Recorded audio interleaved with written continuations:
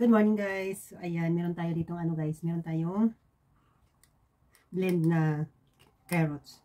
So, nilaga ko muna siya, tapos saka ko siya biniblend. Tapos yung sabaw ng carrots, yan ang sinabaw ko dito sa blend carrots. So, ayan, ito yung ito yung breakfast ko guys.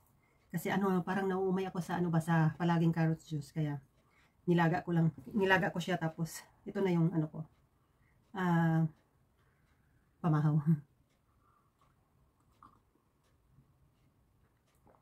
Masarap siya guys, masarap. Pinili ko yung organic na carrots. So, ayan. Ito naman kay Mingming. Ayan. Yung asawa ko, hindi ko na siya inaano kasi ayaw niya ng ganito na carrots. Gusto niya yung buo-buo. Ayan.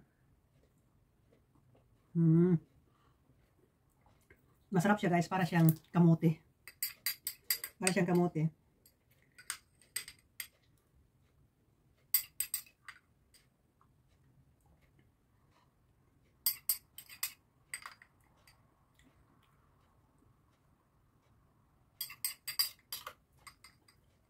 Medyo mainit-init pa siya guys. Sarap niya.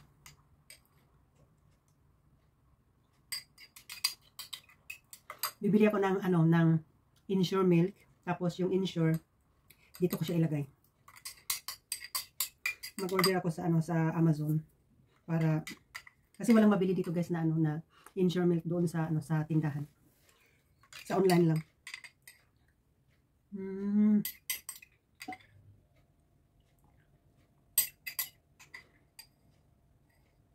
Yummy.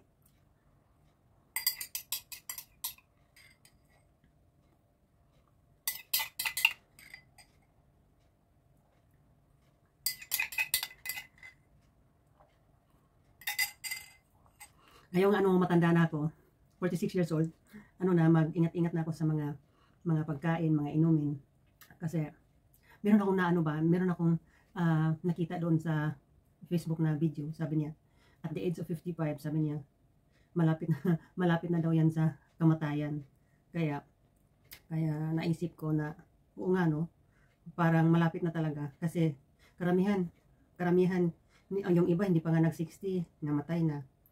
Yung katatapos lang mag-retire, namatay na. Yung iba, ang umabot ng 70, yung mama ko, 73.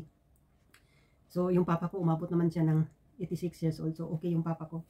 So, naisip ko na, ang buhay talaga, no? Yung short lang ba? Short. Noong pa ako yung 17 years old, 20 years old, sabi ko, ang tagal ko bang magiging 30? Kasi gusto ko magiging 30 na, meron ng sariling, income, ganyan. Parang minabadali ko ba yung pagtanda? Ngayon naman na 46 years old na ako, gusto ko naman bumalik sa 17 years old, 20 years old. Kaya naisip ko, hindi natin madaliin yung yung time, kasi darating at darating talaga siya.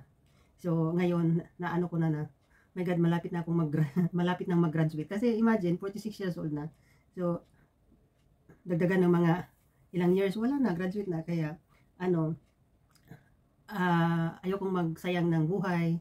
Ayoko sa mga nonsense, ganyan. Gusto ko focus lang ako sa purpose ng buhay, ganyan. Yung ma-enjoy talaga yung buhay, at saka yung para pag yung kunin na ako ni Lord, ganyan. So na siya, yung talagang sulit na ba, sulit. Ayoko na sayang ng buhay, ng energy, ng pera. Gusto ko yung nasa maayos talaga na buhay ba, ganyan. So bawat araw susulitin talaga, ganyan. Yan ang mga natutunan ko sa buong years na when I look back, parang hindi ko siniseryoso ba yung buhay, ganyan. Parang inisip ko, marami pa akong time, pero pala, ang bilis ng panahon, ang bilis talaga ng panahon. Kaya ako ngayon, nag-change talaga ako sa sarili ko. Thank you Lord for the grace, love, mercy.